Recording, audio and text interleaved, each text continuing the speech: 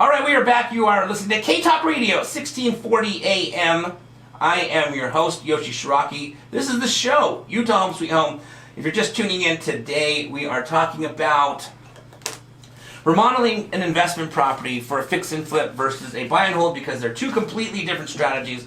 One has a lot more flexibility and leeway, and if you've been listening, you now understand why, on why you can spend way more money on a fix and flip remodel versus the renovation of a buy and hold. With the renovation of a buy and hold, you want to keep those remodelings down to a minimum because you don't want to take years and years and years to get that money back that you've spent into the property. So, you know, a lot of people will analyze their cash return on investment, right?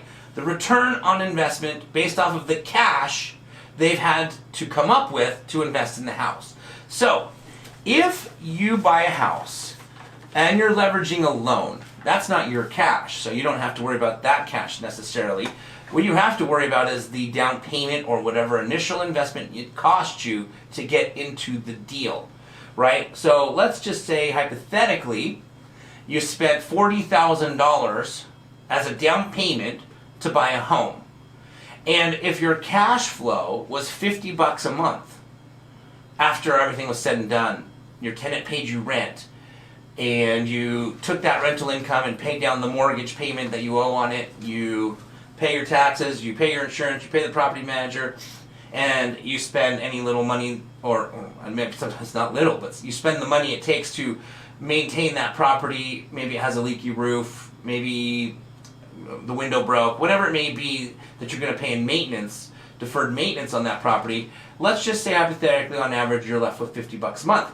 Well, now your cash return on investment is, how long is it going to take me to get my $40,000 initial investment back if I get back $50 a month, right? It's going to take a long time, which is why we want to minimize our return on investment. So if you spend, hypothetically, a $40,000 down payment on the home and then still go in there and spend another $15,000, $20,000 on renovations, even if you got a good deal on the home, a low price on the home, now you're looking at about $60,000 that you have of initial investment in, that you now are making $50 a month cash flow to get it back.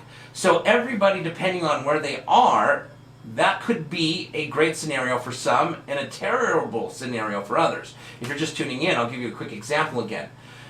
So if you're, let's say, a high generating income individual in a specific career, you're a doctor, a surgeon, a dentist, an attorney, and you love what you do, and this investment property that you're purchasing is just a place to park your money, then yeah, $50 a month isn't a big deal to you because that's not something that you're going to worry about anyway. You're going to have somebody pay down your mortgage for you over the 30 years of having the loan, which is your tenant.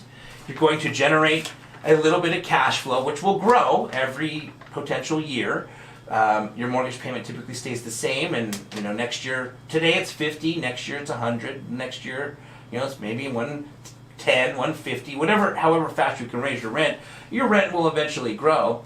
And you don't need, obviously, the cash flow to live off of because you already have a great living. This is just a place that you're going to park your money, and you don't have the time to go out and look at a lot of opportunities to find something better because you're a full-time professional at whatever you do. Then this might not be a terrible investment for you, right?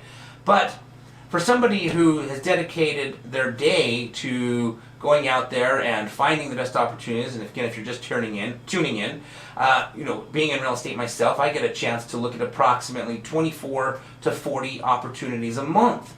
So that type of opportunity for me would be one I'd probably pass on, because seeing 40 opportunities every single month, I know I can find something that will be higher performing, a better performing property, right? So it really depends on where you are, but at the end of the day, the rule is still the same, that you want to minimize how much you spend in your renovations if it's a buy and hold, okay? Again, if it's a fix and flip, that's okay, because we're going to tend to get the money back in a very short period of time. On average, it's about 4 months before you buy a home, fix it up, and turn around and sell it. So you're not keeping your money there for very long. You're going to get it back. So, of course, there's a lot more flexibility on spending more money on a flip.